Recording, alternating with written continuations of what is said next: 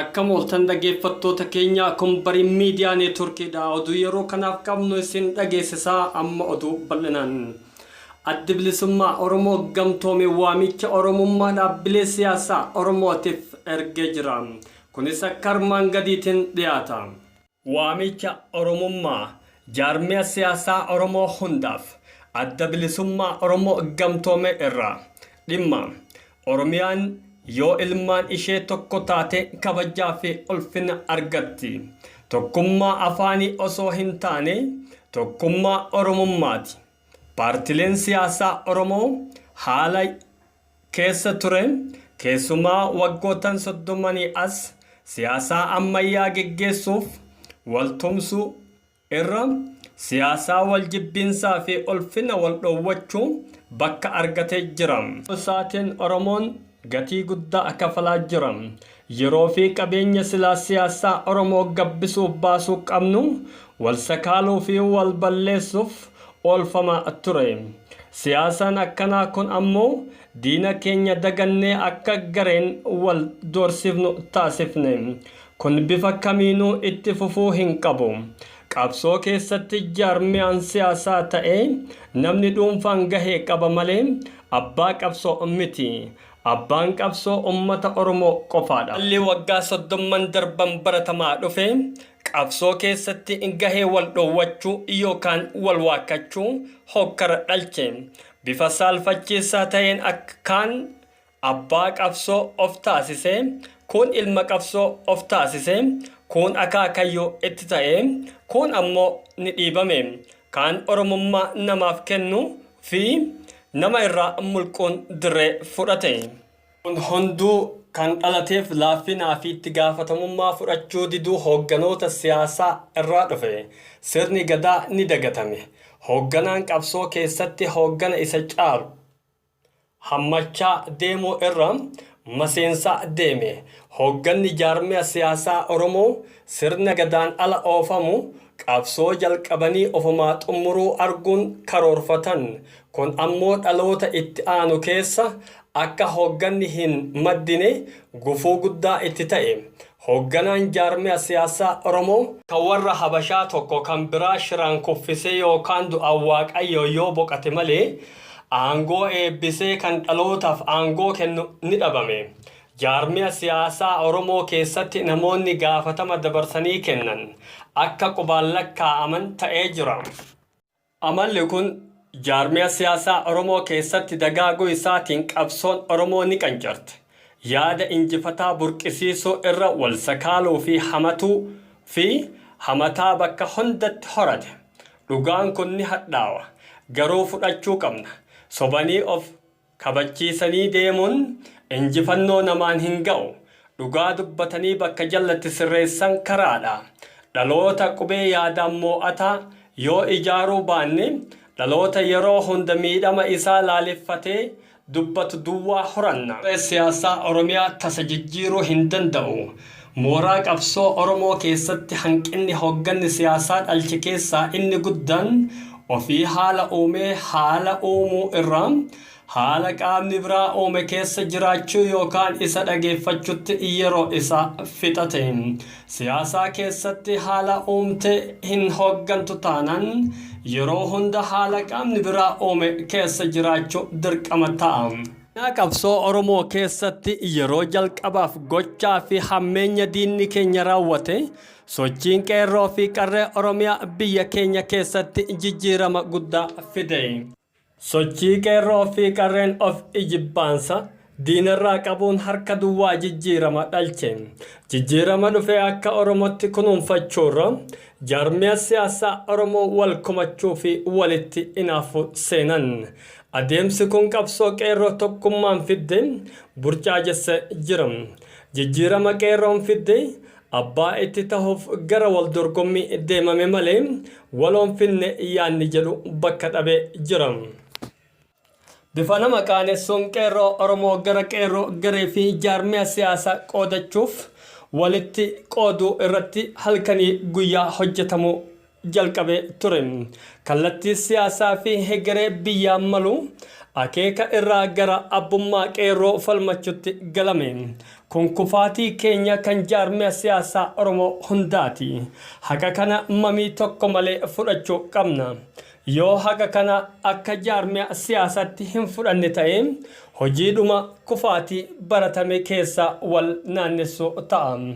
Haqa jiru wajjin araaramuun daandii injifannoo qabaachuudha. Dhuma kana irraa ka'uun ABO'n gamtoome waamicha uummata Oromoo fi jaarmiyaa siyaasaa Oromoo maraaf taasisuun dirqama seenaa jennee waan itti amanna. Maddi kufaatii keenyaa tokkummaa dhabiinsa jaarmiyaa siyaasaa Oromoo fi hooggansa isaa akka ta'e ABO'n gamtoome sirriitti hubatee jira. Rakkoo mooraa siyaasaa Oromoo keessatti dhalataniif jaarmiyaan keenya qulqulluudha kan jedhu ejjennoo hin qabu. Sababni isaa hooggantootaa fi miseensi jaarmiyaa keenya dabalatee 75 ta'u warruma waliin turetu deebi'ee jaarmiyaa garaagaraa ta'uun waldanqaa akka jiru sirriitti wanta beekuuf. Dhimma Oromoo irratti jaarmiyaan hunduu yoo xiqqaate qabxiilee irratti walii galuu danda'uu fi waliin qabsoofnu jiraachuu qaba jennee amanna. Sobaan wal sobuun qabsoo keenya qancarse, haarsaa hin malleef nu kafalchiise. Kanaaf jecha dhugaa walirraa qabnu waliif galchuun wareegamtoota keenyatti kabaja horuudha. Wareegamtoonni keenya garee yookaan nama dhuunfaa akka aangoo qabatu yookaan immoo akka wal gidduu keenya isaatti rakkoo dhalchuuf tasa hin wareegamne. Oromiyaa fi uummata Oromoo kabajaa fi ulfina isaaf malu gonfachiisuuf uummata Oromoo gadadoo keessa baasuuf wareegaman. Kana nuti dhaammatan wareegamuu isaanii yaadachuu qabna. ABO'n gamtoome mirga keenya karaa nagaan qabsoofne gonfachuu dandeenya jedhee amana. Amantee kana kan horateef qeerroon Oromoo gargaarsa qawwee jaarmiyaa kamiituu osoo hin barbaanne qabsoo karaa nagaa geggeessuudhaan siyaasaa Itoophiyaa kallattii jijjiiruu danda'anii jiru. Kun kan ta'e waan fagoo miti. Wanta kaleessa hojiin mul'atedha.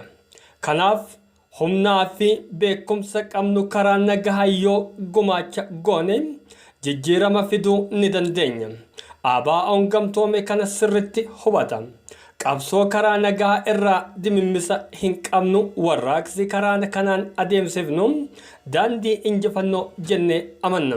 Gamtoome jijjiirama qeerroon tokkummaan fidde abbaa itti ta'uu qaba jedhee yaaddoo fi dhiphoo hin qabu. Abbaan injifannoo qeerroo fi walumaa gala uummata Oromooti jedhee fudhata. Kanaaf injifannoo argame wal saamuu fi waliif qooduuf hokkara hin kaasnu. Sababni isaa injifannoon kan walooti. Qeerroon jaarmiyaa siyaasaa yookaan nama dhuunfaa abbaa itti ta'uu hin beeknu. Qeerroon kan Oromooti. Abbaa qabeenyaa, qeerroo rogeeyyii, qeerroo mootummaa, qeerroo ganda sanaa, ganda kanaa, qeerroo ganamaa, qeerroo galgalaa fi kan kana fakkaatan jedhee jaarmiyaan keenya ABO'n gamtoome itti hin amanu. Qeerroon kan hunda keenyaati. Qeerroon kan Oromiyaa dhaaltu biyyaati. Akka ijjennoo jaarmiyaa keenyatti namuu gareen nama dhuunfaan jaarmiyaa siyaasaa qeerroo qoodannaan gara waliin wal fixutti deemuuf yoo taate malee bu'aa akka hin qabne tolchine beekna. Jaarmiyaa siyaasaa tokko ammoo safuu fi safeeffannaa Oromoo illee bifa cabseen yeroo olola geggeessan argina. Baay'een keessan fakkeenya tokko fudhanne Oromummaa namaaf kennuu fi namarraa fudhachuudha. Siyaasa miti. Kun safuu fi safeeffannaa wallaaluudha. Mooraa qabsoo Oromoo irratti diina baay'isuudha. Qabsoon Oromoo haqa ilmaan Oromoof qabsaa'e malee dhimma dhaloota dhiigaan qoratee miti. Ta'ee kan faallaa Oromoo adeemu ni jira.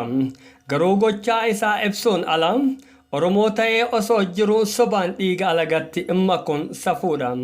Osoo dhiigan Oromoo hin taane kan Oromoof falmanii fi wareegaman kumaatamatu jiru. Isaan kun gochaa isaaniitiin Oromummaaf akka falman taasise malee dhaloota yookaan dhiiganii miti. Kanaaf safuu Oromoo eeguun murteessaadha jennee amanna. Oromummaa eeguu dhabuun mooraa Oromoo walitti alagoomse.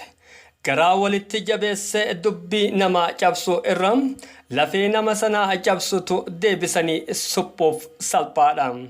Jaarmiyoota siyaasaa Oromoo kan gara walitti hammeesse keessa dubbiin walii cabsutu lafee seene suphuuf hedduu ulfaata ta'e. Haqa kana yoo waliif beekne garuu akka salphatti sadarkaa Oromoon nu eegaa jiru ni qaqqabna. ABO'n gamtoome safuun cabte kun bakkatti deebi'u malee mooraan Oromoo tasgabbii hin argatu jedhe amanam. Kun haqaadha. Dhugaan ammoo kan rabbi tijenne amanna. ABO'n gamtoome garaagarummaa yaadaa irratti rakkoo tokkollee hin qabu. Garaagarummaa siyaasaa yeroo kamuu ni jiraata. Garuu garaagarummaa siyaasaa hundee Oromummaa waliin qabnu cabsuu hin qabu. Garaagarummaa siyaasaa yaada haaraa fi mo'ataa burqisiisuuf bakka galtee tokkotti fudhachuu qabna. Garaagarummaa siyaasaa gara wal diinomsutti deemu hin qabnu. Kun injifannoo jaarmiyaa keenya ABO gamtoomeeti. ABO'n gamtoome yaada garaagarummaa siyaasaa kan ittiin madaalu wanta ifatti jaarmiyaan siyaasaa ittiin of ibse yookaan immoo ibsu malee ammatti kan hin jirren ijjannoo hin fudhannu. Kana jechuun maqaa wal balleessuu fi kan jaarmiyaa siyaasaa isiin morku ittiin of hin waamnen hin waamnu. Yookaan ta'uu malee injifannoo siyaasaa hin fudhannu. Mooraa qabsoo Oromoo keessatti kan baratame nama yaadan nuun ala ta'e akka jaarmichatti ittiin of ibsutti otoo hin taane akka ofii yaadutti jaarmiyaa sana ibsina. Kun yeroof yoo dhugaa fakkaate illee bubbulee nama miidha. Kanaaf injifannoo siyaasaa abbaan ittiin of ibsu maaliin akka garaagarummaa qabu haqaan ummataaf ibsuu qabna. Jaarmiyaan siyaasaa Oromoo hedduu yoo ilaalle sagantaa siyaasaa isaanii irratti garaagarummaa qabaachuu isaanii bifa nama dhibuun barreeffamee jira. Ina caalaa yoo wal jibbanii fi wal sakaalan mul'ata. Kun kan maddee dhuunfaan yookaan gareen wal jibbuun yookaan gareen wal deeggaruu irraa dhalata. Martoo kana keessaa baanu malee ummata keenya kabajaa horuun akka hin dandeenye ABO'n gamtoome jala mure beeka.